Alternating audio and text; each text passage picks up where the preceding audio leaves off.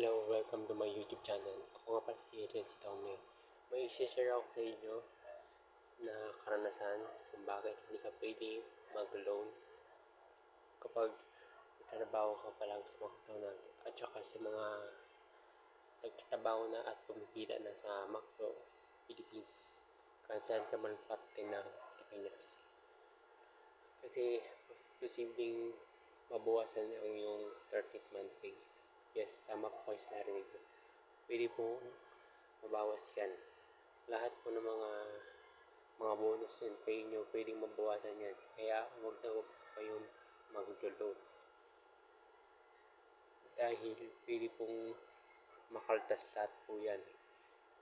Pati yung mga sahod nyo, pwedeng mawala na bigla dahil sa pagka-tax, dahil sa loan nyo. Kaya pwede naman kayo mag-loan, pero sa ayos na pamaraan yung gagastusin sa inyo, yung pera nyo. Salamat sa tips and God bless all.